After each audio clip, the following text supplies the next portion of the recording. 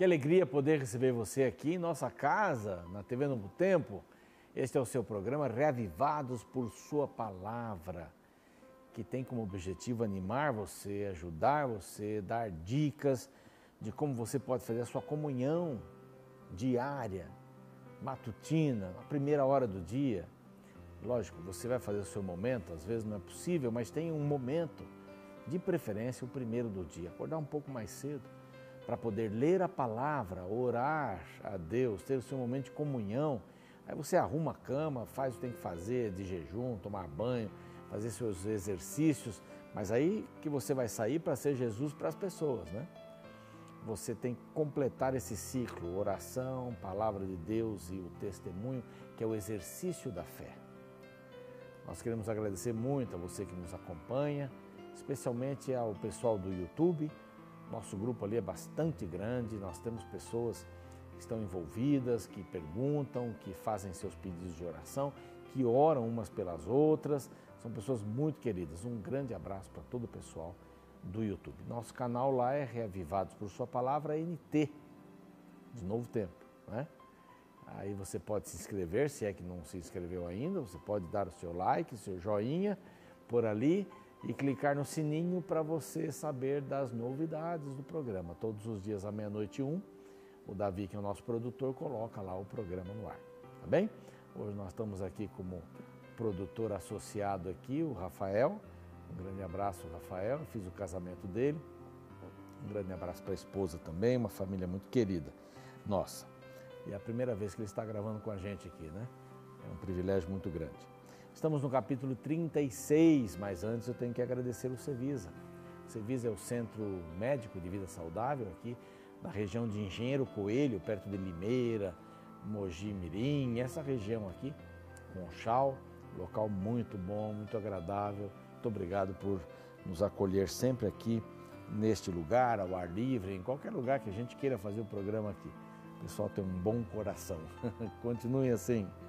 Muito bem, vamos ao capítulo 36 e olha, é o último capítulo de Números, do livro de Números, escrito por Moisés, contando a história do povo, falando sobre questões que o povo enfrentava. E hoje vamos ver um sobre herança, a herança de terra para mulheres. É bem interessante o tema de hoje aqui. Estamos terminando esse ciclo, amanhã começaremos Deuteronômio, que quer dizer a segunda lei, não é? A segunda vez que a lei é proclamada. Moisés entra com 4 discursos extraordinários, mostrando que ele está passando a sua liderança para outras pessoas, mostrando que ele tem muita intenção em que as pessoas conhecessem, se lembrassem, vivessem as leis de Deus, as diversas leis de Deus, especialmente os 10 mandamentos, por isso que o livro tem esse nome, segunda vez que a lei é promulgada ou falada, né? E você vai ver que é muito gostoso o livro de Deuteronômio também. Último capítulo fala sobre casamentos de herdeiras. Havia um assunto que já vimos lá no passado, Zelofeade faleceu, não tinha nenhum filho, não tinha ninguém homem para dar sequência, e essas meninas iam ficar, ele tinha 5 filhas, e essas meninas iam ficar sem uma possessão de terra, né? Sem terra para ficar. Levaram o assunto para Moisés e ele disse não, elas vão ficar com a terra que era do pai delas. Não há nenhum problema, podem ficar lá na terra. Agora vêm os seus parentes aqui preocupados. Então a Bíblia diz que os filhos de Gileade, filho de Maquir, filho de Manassés, uma metade da tribo, né, que ficou para um lado e a metade ficou para o outro lado, vieram e falaram diante de Manassés, que é filho de José, né, vieram falar com Moisés sobre essa questão das filhas de Zelofeade. É um nome meio complicado, meio difícil, mas é um indivíduo que a Bíblia traz aqui. Tinha 5 filhas e a preocupação deles era a seguinte: se elas se casassem com pessoas de outras tribos, então uma porção desta terra que pertencia à tribo de Manassés, filho de José, deveria passar para outra tribo, para a pessoa, para a família da tribo com quem elas se casassem, eles iam ter uma terra menor. Então essa era a preocupação, a herança de mulheres que tinham perdido seus pais, né, irmãos, não tinham, e não tinham pessoas que poderiam ter a terra no nome delas. Elas teriam a terra sem problema nenhum. Aqui mostra que havia uma certa igualdade, um respeito para com as mulheres. E eu quero abrir um parênteses aqui. A gente tem ouvido muitos assassinatos aí de homens fortes, maridos, namorados. É muito estranho esse negócio de namorado morar com a namorada. Eu sou da época antiga ainda, né? Quando a gente casa, a gente mora junto, né? Não tem um test drive, né, para saber se vai dar certo ou não. Na hora dá certo mesmo. E essas pessoas são violentas para com as mulheres. Há muitos homens que não têm a menor noção de violência, espancam, e a internet está cheia de vídeos curtos, longos, de homens espancando suas namoradas, né, porque vivem juntos e tal, e espancando a esposa. Isso é uma coisa absurda.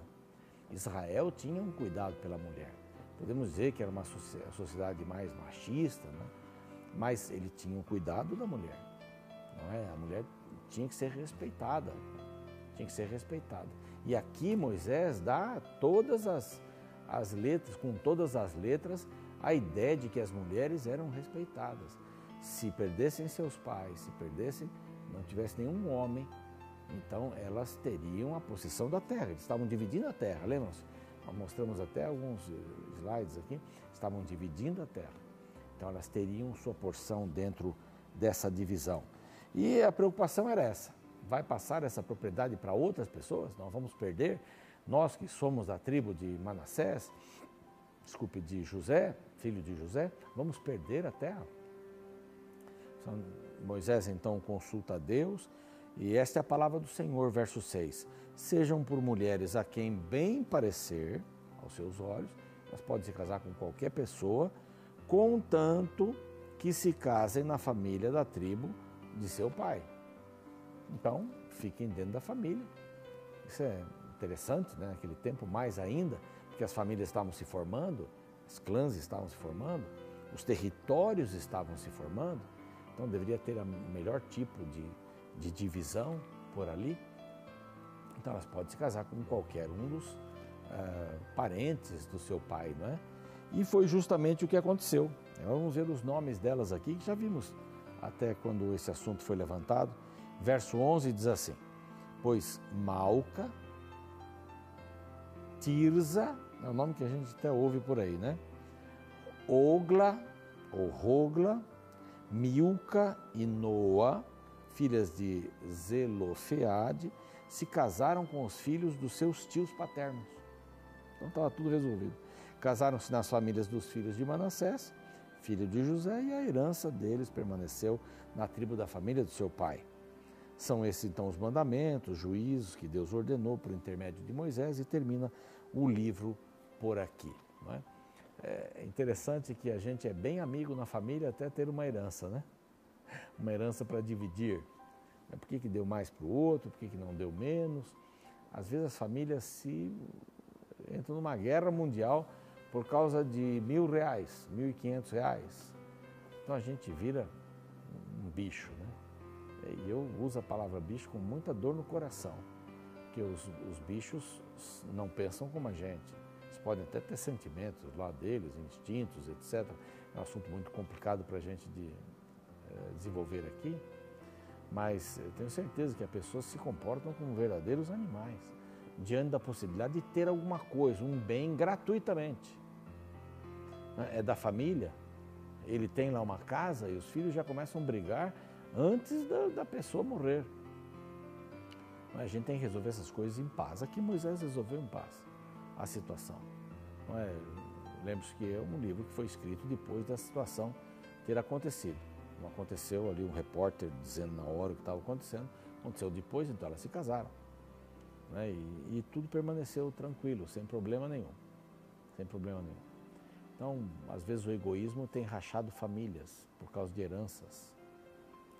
O egoísmo tem rachado famílias por causa de um ter um dom, o outro ter um dom e o outro gostaria de ter o do outro. É uma confusão, né? A gente parece nunca estar contente com aquilo que a gente tem. Uma herança é uma coisa a mais que vem, não é? Oxalá todos tenhamos uma boa herança, mas isso nem sempre acontece. As pessoas que trabalharam, e muita gente antes de falecer, doou os seus bens para uma instituição.